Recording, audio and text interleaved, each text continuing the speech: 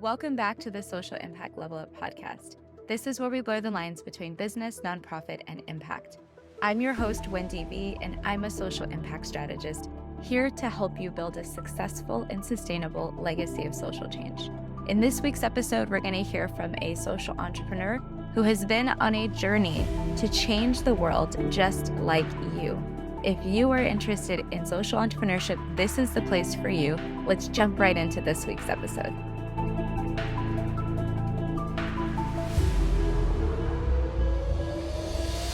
Hi, everyone. Welcome to another episode of the Social Impact Level Up podcast.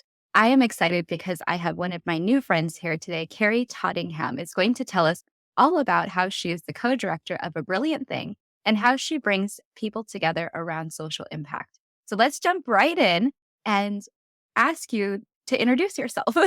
So you'll do a better job than I will, I'm sure. So tell us a little bit more about who you are and how you make an impact. Lovely. So, hello, I'm Kerry. I live in the UK and I have a community interest company. So, basically, a social enterprise that we offer consultancy and coaching to public sector teams, so local authorities and charities and other social enterprises. And we also work with purpose led businesses.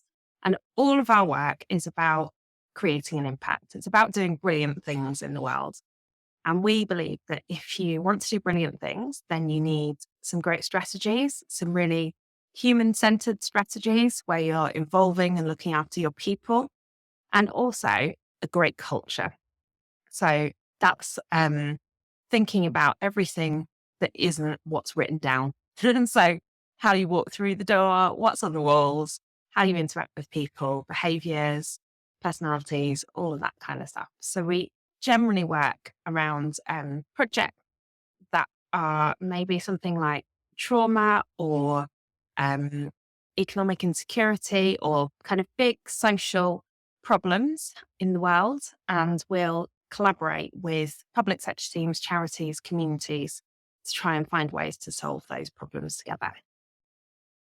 I love that because it is a multi-sector approach to bringing together, very important stakeholders, but also making sure that the organizations themselves have a strong culture to do this work. And it seems like a brilliant strategy, to be honest. Yeah, and it's taken a while to get there. It's taken a while to really.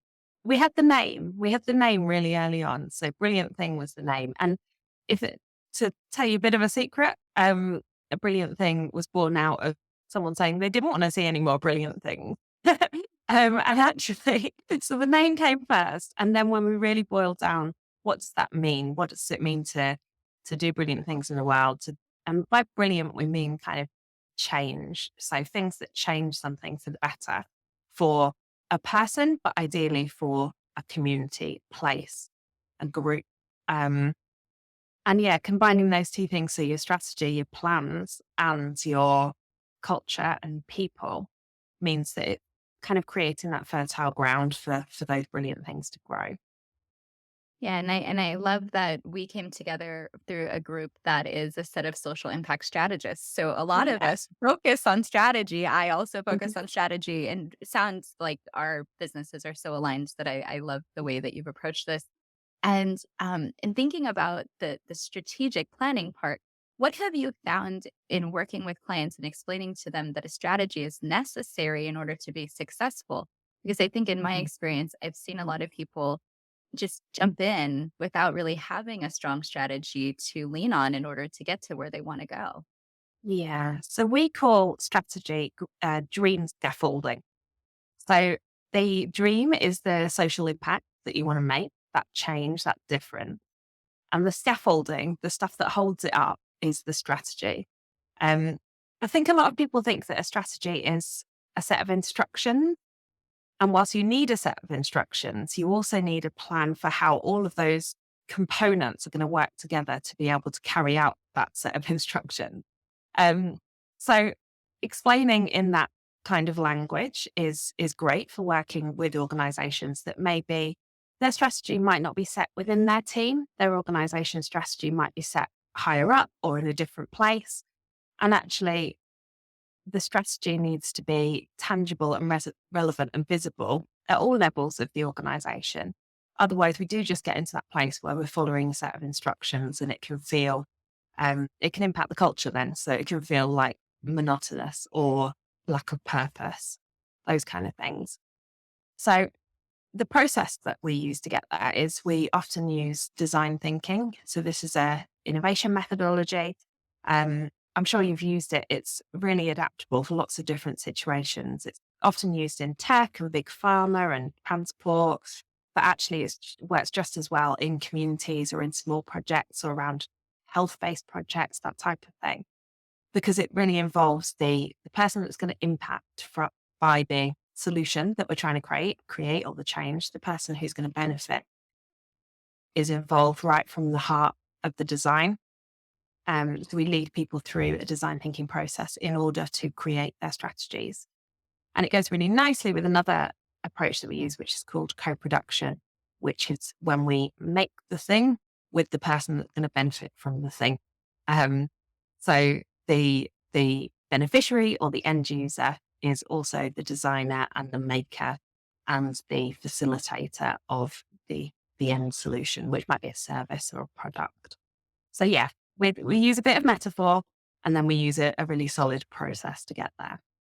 But it is a nice way to explain things to people who might think, oh, well, this doesn't apply to me, or this, agile sort of design thinking is really Mhm. focused in tech, but not necessarily in social services sector. So it is a great adaptation. And thank you for explaining that to folks, because I think in America, we tend to, we're not maybe necessarily so good at inviting people on a shared power level to create solutions with us. And Mhm. sometimes we're doing too, and maybe even doing some harm in that process versus inviting people in to be part of the designer of the solution. So, how do you guys do it in the UK to really balance that power so people can come into the process and participate?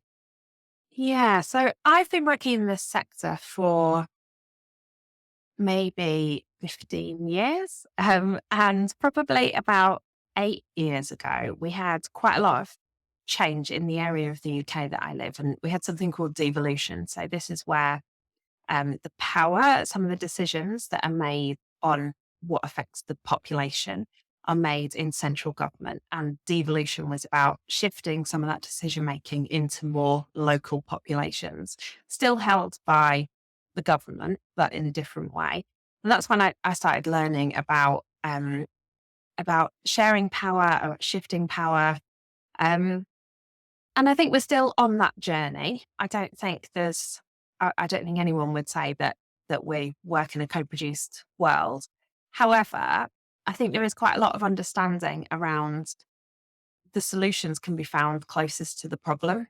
So if we take ourselves into the space of the challenge with the people who experience it, they're far more likely to come up with those solutions than somebody in a room 10 miles away is. Um, and there's a really nice example that I always think of a local authority that I worked with, and they had a council offices in the middle of the town, and it was a really bustling town. And then when they moved, they redeveloped their council offices just on the outskirts, and they built a car park next to it, and there was a tram stop, what's called tram in America? I don't know, like a Uh, train. Train, yeah, or some sort of Metro, like a rail, shuttle. metro, yeah. Yeah, yeah. We use a So lot that of was, different words for the same thing. yeah. They put a stop right outside the building. So now it was possible for everybody to come to work in service for this place without actually going into this place. And the separation that was then felt both by the workers in the organization that felt that they lost connection with the community, but also the community feeling like, well, there are people over there that make decisions on us, but they don't really care about us. And that took a long time, I think, to kind of heal that wound.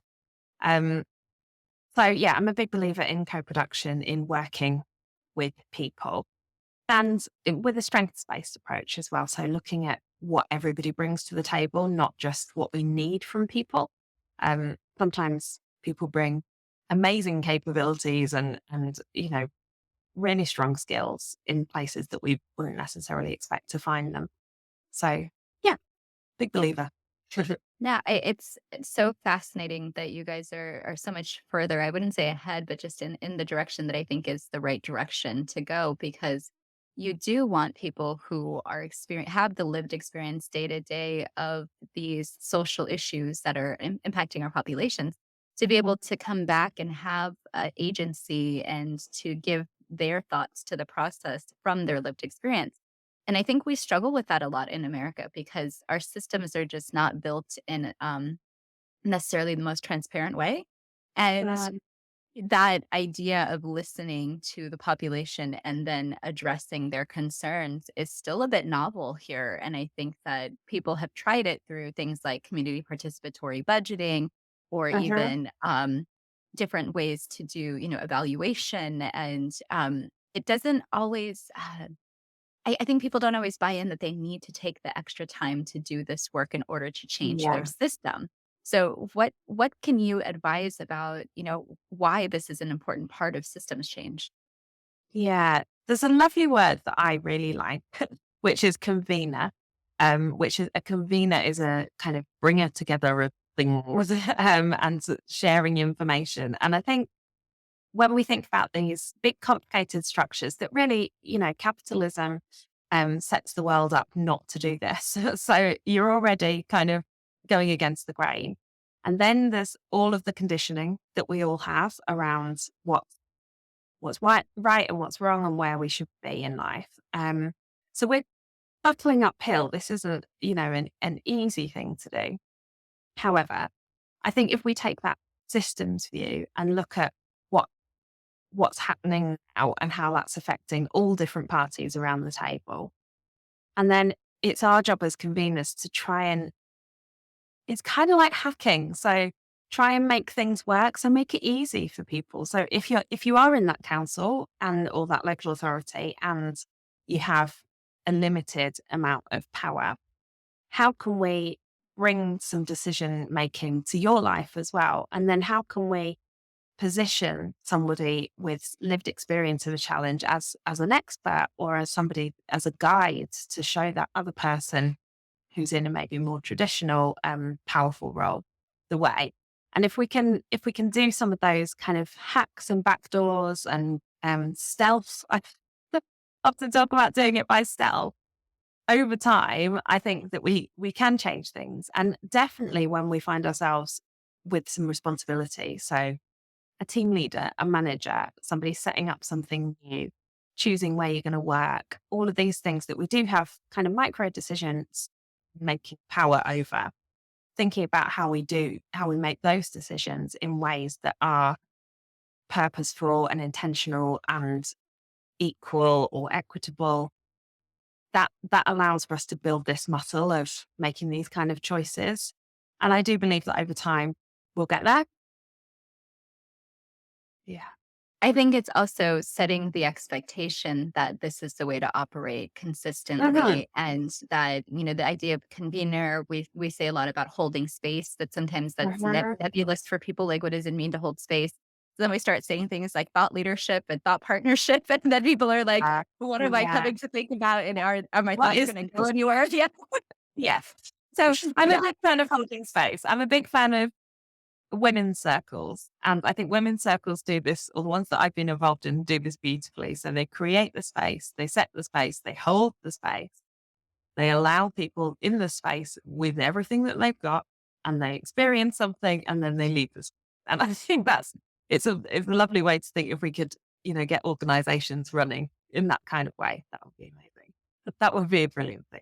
That is like a really good example. And I am a holder of space online a lot of the times for these types of complex Yeah. conversations or even just people to tell their stories related to social impact. And I think that it's important to have people who act as that catalyst or who Yeah. are able to have the skills to create space for others to be empowered because it is Um, sometimes difficult for community members who have other pressing needs, have these challenges that are, keeping the situations the way they are, or mhm. even who, might have to participate in one of these things at the risk of not getting their paid employment hours in. Oh, We yeah, have yeah. had all these difficulties trying to get voices into the room to make co-decisions. And so I think this is Um, a really great episode to dig into this idea.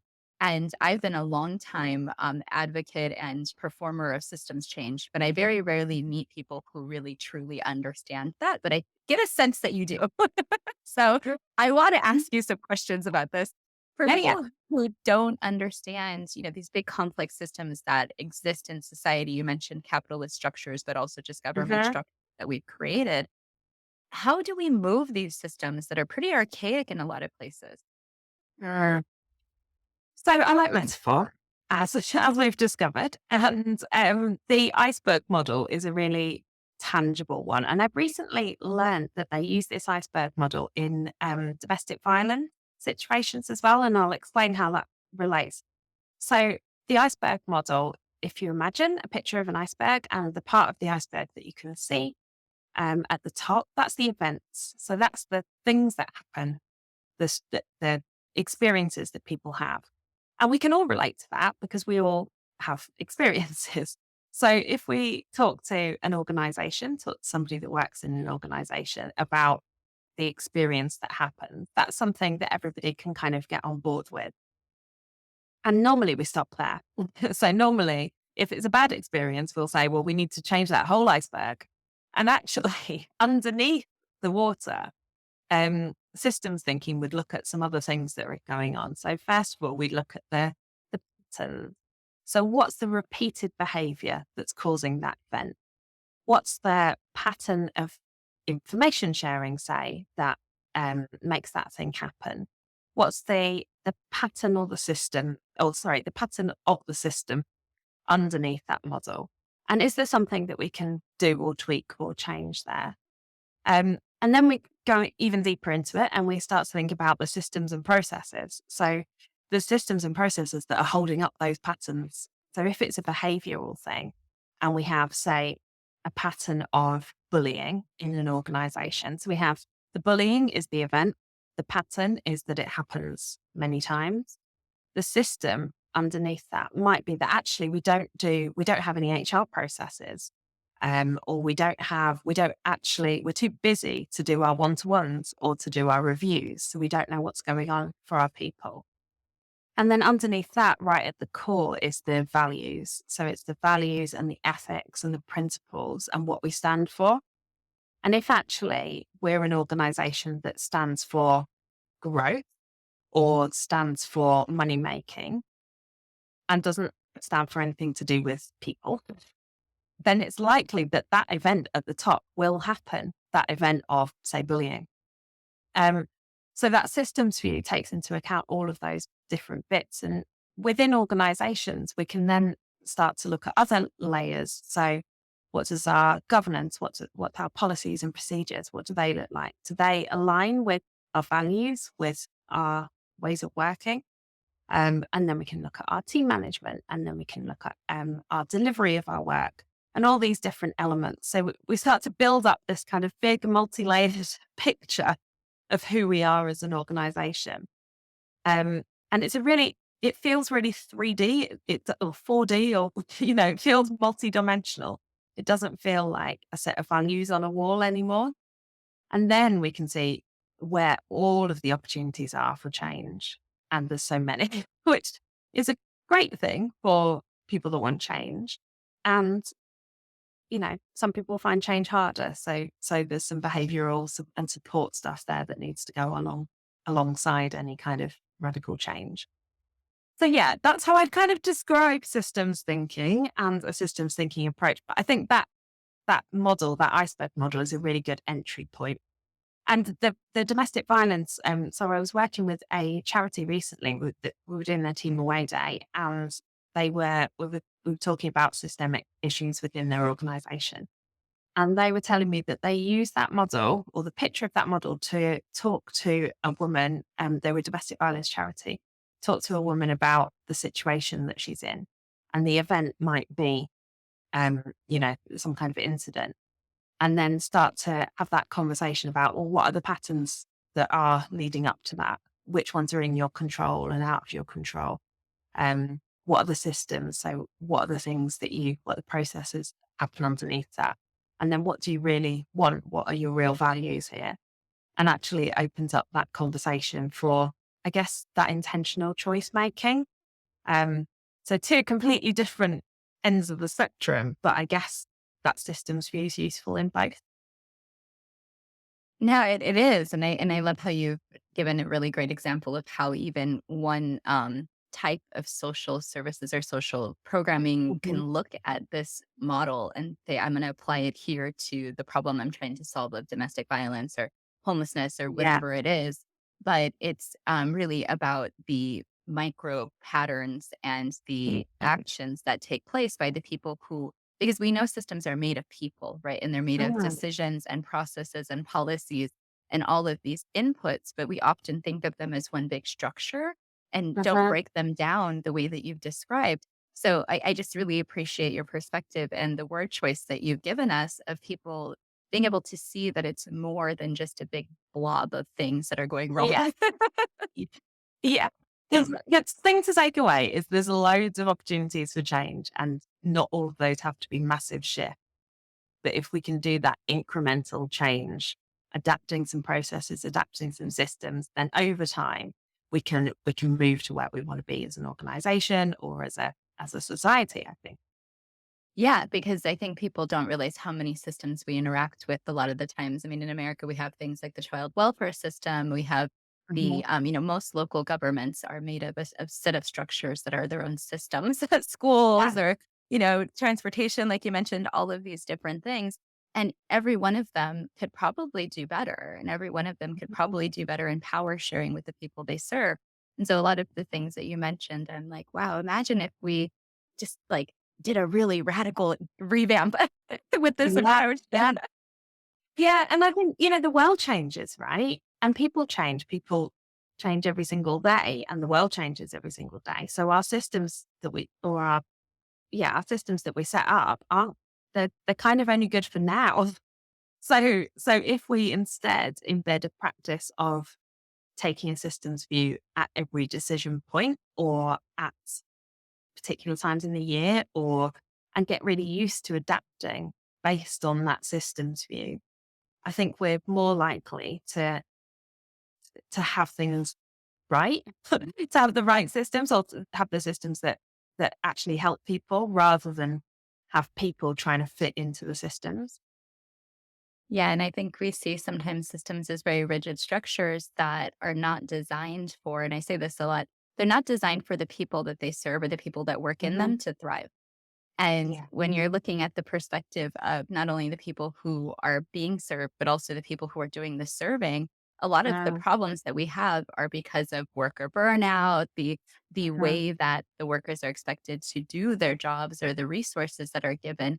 They can sometimes result in some really massive problems in a system. And so, Yeah. we need to Yeah. look at it from both perspectives. And I don't know if you've ever encountered that too, where it's not only the people that are being served who need to be empowered, but also the people who are doing the work. Yeah, absolutely, all the time. So part of our work is coaching. So I really love doing team coaching. Um, but we do quite a bit of one-to-one coaching as well. And it's often where the system's not serving the people, or or other people in the system are not serving the people. So I think when it comes to that, because like you say, we're all impacted by systems every day. And a lot of those are like societal structures. They're things that aren't written down. There isn't a book about them. And if you have a different experience from the person who made that system, then it's very difficult to then um, take that empowerment battle and feel that you can change things. Um, so I think our work has always been about personal development as alongside professional development and alongside organizational development, and taking that into the organization that we're building. So A Brilliant Thing started off as just me, and we now have four co-directors who are actually my mum and my two sisters who are in similar industries. And we work with freelancers, and we're sort of building this organization from the inside out. So really holding our values in those, how are we extending ourselves and other people to work and boundaries and all of that fun stuff that's much easier to say than do.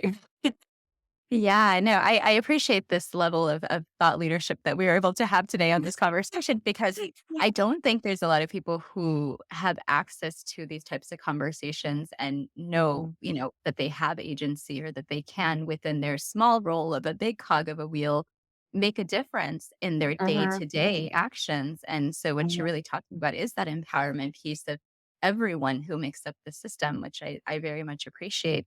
And I love that you do, I knew this about your business, that you have sort of a family-oriented business that people in your family have Yeah. shifted it out.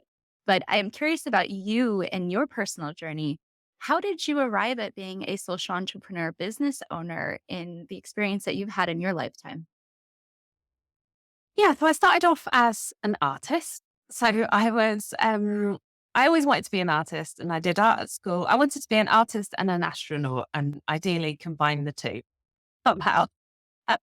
That's brilliant. I love it. But that was my big ambition, and I sort of wanted to go to art school, and that was the big thing. And I went to art school, and it was amazing. And then I got out, and I was like, "Oh, how am I going to earn any money?" Um, and so I started volunteering, and then ended up doing some work in some art galleries and doing the participatory art workshops, so the family workshops and the kind of stuff that went on at the weekend. And from there, really became a jobbing participatory artist. So community centres and schools and art galleries and yeah, loads of really random places I used to go and do art workshops. And I had I call them a granny bag, like a pull along trolley that I used to take on the bus with like bits of willow coming out of it and art materials. And anyway, I did that for years and loved it. And then found out that I was quite good at fundraising, so writing funding applications. I had started working for an arts charity who ran art festivals for communities, and I started writing their funding applications and then started bringing them money in. So ended up moving into kind of project management and arts management, and putting on exhibitions and conferences and things. And then from there, I kind of went into management. So into charity management and then NHS, so health service management, um, and then through to working for an infrastructure organization, so like an umbrella organization for charities and social enterprises. And I set up a new, it was an organization who were across two different areas of the country, and they acquired a third area, and I set that up and ran it and loved it and built that up over 3 years and really, did some really exciting work. It was during the pandemic, so it was hard. And we got to work with hundreds and hundreds of volunteers and organizations and do big systemic projects like looking at food security and setting up a warehouse that would supply all of their food banks and food supply this food project. Um, but with all of this kind of organizing, I guess, and that's one thing I love about America, your that focus on organizing, community organizing. I think we have that less here. We maybe do it, but don't call it that, don't recognize it. And I think it's a really valuable skill and a really valuable thing to do. So there's a lot of organizing. There was also quite a lot of influencing and work and partnership working and building networks and also building kind of ways to influence the system. Um, but no art, no creativity, well, not very much. And I was really missing it. That's funny. Yes. So I was like making loads of stuff at home and a bit of a frustrated artist. Um, and also at the time, I probably because I was chronically stressed, developed endometriosis. And I've had a really tough, hard journey with that over the last 4 years or so. And that was really so my health and the stress and also me wanting to be a bit more creative and build something. that's when I came out of employment and thought, right, now is the time to set up something and do something and create something. And Brilliant Thing started. Started off just doing workshops. I did loads of art workshops again. I felt like I'd gone back 20 years. It was fun. So I started off doing that and then realized actually, that strategic stuff, that culture stuff, it is really important to me. I just need to make it a bit more creative and really have my values threaded through the work as well. So now we do creative workshops, but we do them to design strategies, to create cultures, to support people. And I also make some pretty pictures on the side, and you can buy them on my website too. But they're kind of workplace art, so it fits in. But yeah, it is. It's taken a little while to really distill it down, but I feel like what I care about and what I do hasn't actually changed that much in the last 20 years. It's just different contexts around different challenges. Oh my gosh, hear so many things that you say, and I'm like, this is why the universe brought us together because I Sure. was the president of the art club, and my first career, I don't want to say crisis, was do I go to art school and find myself there, or do I go into Uh-huh. psychology? And I ended up Oh, wow. Well, like my mum and psychology. my sister are counselors, so psychotherapists. And my other sister works in HR. So we're all and the project that I ran, the sort of first big project that I ran was called Arts for Wellbeing. So it was all around mental health and creativity. So yeah, definitely on the same page. I ended up in mental health, right? But then Oh, okay. that's right. I ended up mental health policy for years in the government. And then now in the workshops that I run and a lot of the things I do, I bring in mind mapping to start a Mm, strategy. That's one of the core activities that we work on is how do you yeah. take all of the things out of your brain and visualize them? Because I think there is Uh-huh. power in having the visual of your Yeah. strategy just as much as there is the ideas that you're trying to get out of your brain that kind of get trapped in there. Yeah. Yeah. And I think the Yeah. art in the process of creating that visually, it's very therapeutic for a lot of people, but Mhm. also for as an organization or as a team, that Mhm. adding in those experiences together can be quite powerful for what you're talking about with the culture as well. Yeah, so much. And I think it makes both of sides of your brain fire up for starters. So you're awake and in the room, which is a good thing sometimes. Um, and with the culture making, one of the first exercises we often do is I've got lots of various different types of image cards. So people will choose, to introduce themselves, they'll choose a card and explain who they are or explain their card, why they chose it. And you often get some insights or, it's funny or people start to build those relationships. But then we take all of those picture cards and we put them on a wall in a group for the whole workshop. And we say, that's your team. That's a representation of your team. And then we can almost talk about the team we kind of separated ourselves from the team. So we can say, who lives in this team? Is that behavior something that we want this team to hold on to? We can be quite objective about the team and the culture because we've got that representation up there, which they've chosen and they've contributed, everybody's contributed the same amount to. And there's loads of, we could geek out for a while. I know. I was like, I want to come to the UK and join one of your trainings just to like learn from you and it'd be like a Wasn't that fly we on the should do wall. an exchange? We just went to next one of the UK. I'm coming to you. Yeah, yeah.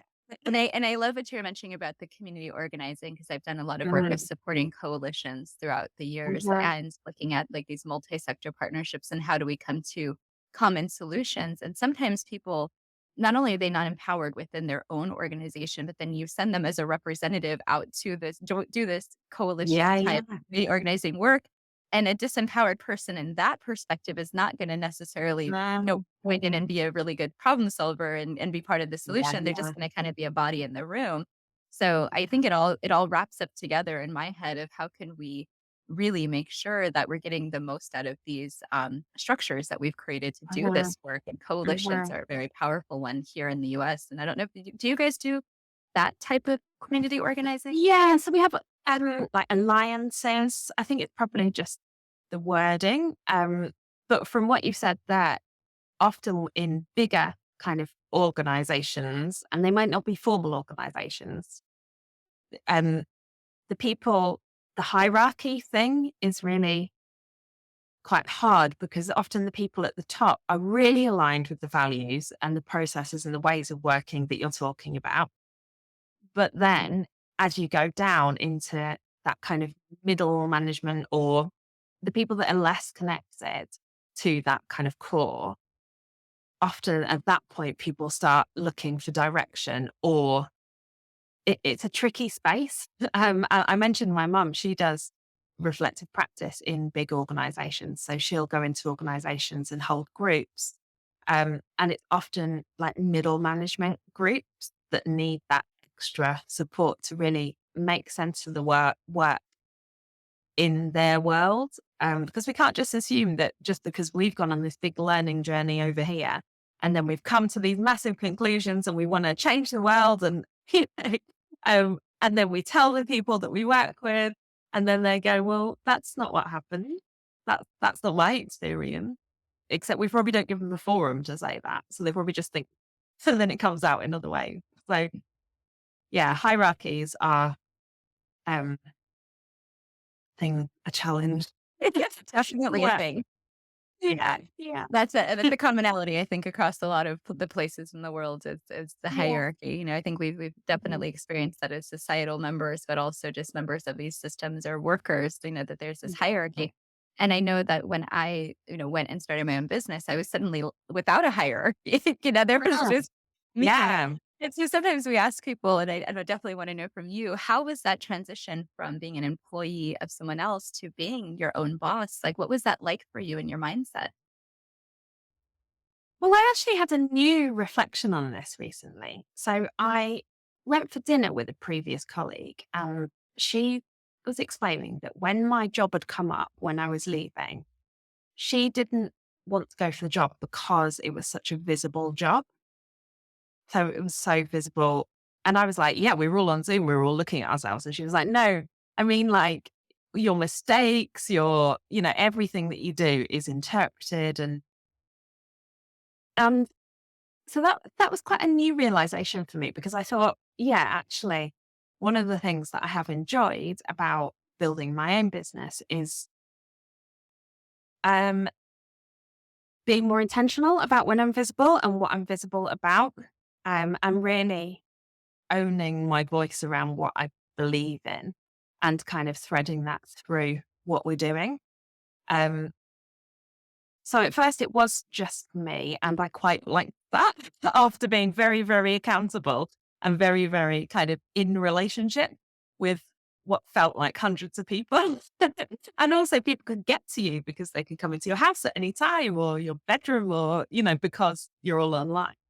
Um, so I think that was the first shift. And then over time, I've really missed having a team. And what I've missed is the collaboration opportunity. So the team that I used to lead in the job that I left, um, we'd built it in a really collaborative way. So we built it by taking a challenge and working out in our roles and through our perspectives how we could unpick that. And I'd always really loved that kind of coaching element of leading a team. I can't lie and say that actually it's the admin's part. Also something, but as kind of time's gone on and we're building in a lot more systems and processes, and I know you've talked about this as well, and the kind of behind the scenes stuff. Um, so doing that all yourself can be a challenge. But I also find like sometimes I make a really good spreadsheet and there's no one to tell if I and you're looking at them, somebody celebrate with you. This spreadsheet is really good. Or like I join up some bits of online software. Like I am passionate. So I have to do quite a lot of self talk to keep my motivation up. And I also make my husband sit down and look at the spreadsheet and he's like, yeah, great. Well, he's flexible. He comes and pats you on the back and then moves on. So yeah, I guess that's what I realized. Actually, my emotional need for some validation sometimes is less easy to access when you're not in a team. Um, However, having said that, what I really enjoy is the opportunity to kind of stand new teams up and then with projects. So when a project comes along, kind of draw in the best people for that project rather than being like, right, here's our team and here's a project. How do we find our way around it as a team? It's more like, here's the challenge. How can we like curate the team around the challenge? And I really like that element of it. So I am looking at getting a little bit more support on the back end side of things. And I think that's, well-being is a massive thing in how we do things. And it's impossible to do everything all at once in a way that kind of aligned with your well-being value on your own. So yeah, it's a learning curve. Yeah, and you keep mentioning the word values, and I wanted to Yeah. definitely tick that box because I think the way you're describing it is not only being a values-based organization, but as you've developed your values, putting up the boundaries and the barriers to make sure that you're honoring those values, which is Yeah. something that I think is really admirable. And I tell people, wellness first lifestyle is what I essentially chose when I chose entrepreneurship Right. because I noticed exactly the things you were talking about, burnout, stress, the physical manifestation of that stress and what that did to my body and my health Mm. journey. And being able to make this space every day for my wellness and have it be part of my routine was something that transforms my life in the last few years. And so I can appreciate what you're talking about with your wellness. So my question Yeah. to you is, what do you do to maintain your wellness so you can make sure that you continue to show up for all of these other people and serve? Well, I used to think the like mecca, the ideal was to be doing, waking up and having a self-care routine and, doing the things on a really regular daily basis. And I would love to do that. um, and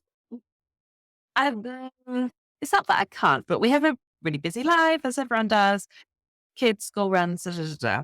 And what really nourishes me is space and time and quiet. So the more stressed I am, the less like input I can take. And so finding a block of time that is not me fitting in a half an hour thing in the morning, it's more like taking a whole day.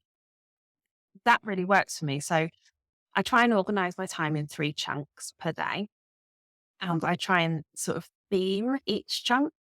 So I'll try and do, you know, different, I'll try and do all the same type of tasks in one chunk, so that my brain's not having to switch around all the time. So I really like that person, time blocking and all that.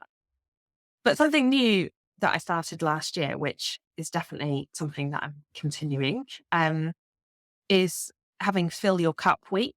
So, that phrase, you can't pour from an empty cup.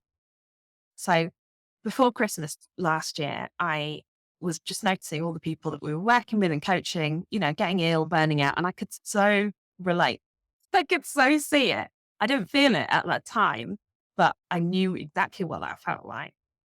And so I decided to clear my diary and only offer fill your cup coaching sessions. So really quite structured, reflective sessions to help people think about their needs, the needs that weren't being met, and to make some choices about what they wanted to do going forward. So I cleared my week. I opened up these slots and they went like immediately. And it was all somebody booked them for their whole team. Somebody else was like, I was just about to go on sick leave, but I booked this instead. It's like, oh, quite a lot of pressure. But I did them and they were fantastic. And just giving people that 50-minute slot to only reflect and make some choices. That's the only two things that you have to do. Um, but because I cleared my diary as well, I then had all this time that because normally I would be like, well, I've got that chunk of time. What can I put in that chunk? And so I did nice things for myself. So I went for lunch with my friends and I got a massage and I, spent some time cooking and spent some time cleaning actually. They're not necessarily, it wasn't all baths and candles, but taking that chunk of time off on a quarterly basis and then trying to do some stuff around how I manage my time as well really worked for me rather than trying to kind of live up to this standard of like yoga every day and, you know, green juices and everything else, which I love sometimes, but sometimes it goes out the window. And yeah, so those are my two practices. I love that. I might have to take that up as an offering because I think I teach people about their wellness recipe, which has its own sort of Mm. connotation of how you bring wellness into your life around 8 different dimensions. And Um, I love that you're like, no, let me just offer some people not only their coaching at that time, but then the time around it, I'm not going to fill for myself. yeah, I yeah, never thought of that. So I know, right? And I think because it's quite different from, because a lot of the consulting work and the coaching work is groups. We do some one to one, but it's mainly groups or partnerships or whatever. And actually having that really focused time to one with people. I mean, it's really helpful for me as well to really understand what challenges are coming up for people and try and adapt my offers to meet their needs. Um, but there's also something really enriching about listening to others and spending like really quality listening time with people. That's actually quite nourishing for yourself as well. Um, as long as you're also filling your cup, getting that in. yeah, and that's why we kind of bring that in to this podcast and to the Mm. content that we create around this concept of showing up to serve other people because you can't serve from an empty cup. And I think so long when you're in social services jobs, particularly, you're constantly expected to just keep depleting the cup and no one's Uh, asking you to refill. There's no yeah, structure to help yeah. you refill. Right. So Yeah, so it's systems view, right? There's no pattern and there's no structure. So whilst might have an organizational value around wellness, and the event is that people are still burning out. So this isn't structures, people. exactly, exactly. This is such a rich episode. I'm really excited that we did this. And Yeah. then there's so much in this idea of, as you make these choices for your life and what your passion is and aligning with your values, that you can choose another way to live, right? You don't Mhm. have to consistently stay from the perspective of depleting and, Mhm. continuing to burn out and go through that cycle. And so I really, really appreciate what you're saying. So the last couple questions I had for you are really around you and how people can connect to you. So who would, want to come to you for services and how do they find you? How do they connect to you either online or where do you want people to find you if they're interested in what you're doing and they want to learn more or they just are interested in working with you even? Yeah, so our website's the best place to go. So I'm sure you'll pop the link below, but if you just Google A Brilliant Thing, it'll come up. And you can connect to all other like social platforms on there as well. And there's a few different ways that you can work with us. So first of all, organizations can book team away days, team coaching. If there's a particular piece of design work like strategy design or a service design, we can support with that. And the best way to do that is to just book a one-to-one call. So book an introduction call and fill in a challenge form together. And then we come up with a proposal. And then if you're not quite at that point, or if you're more an individual who's connecting in with the work, we have some online products. So we have some email series and some online courses that you can buy, which are all to do with culture making, to do with setting things up yourself, that kind of empowerment stuff that we've talked about, but also that strategy design and learning a little bit more about that. And if that's not where you're at, then our journal it's got some really interesting articles on there about how we've moved through all this in the world and the different perspectives around some of the things that we've talked about today. So have a good little explore around the website and you'll find what you need. I am definitely going to go peruse and we will have your website in the show notes so people will be able to link to it. And just a clarifying question, if people are Mm. not in the UK but really liked what they heard, you do serve people outside of the UK as well, right? Yeah, so we work online a lot of the time. So a lot of our organizational development work is online and we do that across the UK and outside of the UK as well. And one-to-one coaching can be booked online. And then obviously the products and things you can buy and use wherever. But I'm really coming for one of those art workshops. So Yeah, I'm very yeah, I interested know. in. And we still think that I do a lovely workshop online, which is about using one piece of paper. So it's a whole workshop using one physical piece of paper and we do it online. And it's a really nice way of bringing some creativity into that online space, using something that we've all got probably hanging around. So maybe we'll do that.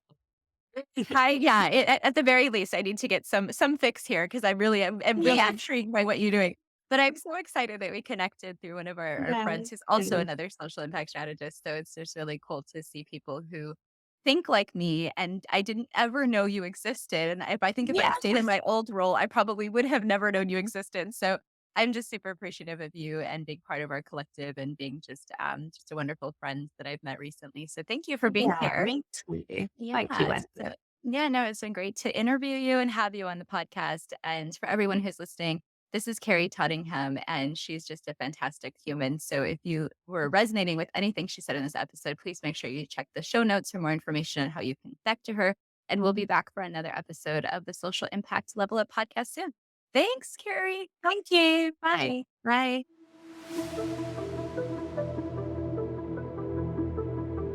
Thank you for joining us for another episode of the Social Impact Level Up podcast. It's been awesome to interview today's guest, and I hope that you leave inspired to take action. If you're looking for any of the information we spoke about, it's probably down in the show notes. Make sure that you're checking them out and you're clicking on any of the links that seem exciting to you. If you are looking for a coach or a consultant to help you with your social impact or your sustainability, reach out to me via my website, hop on my email list, or jump into one of my programs. All of the links are below. So excited to have you as part of the collective. Make sure that you come back and join us for another episode next week.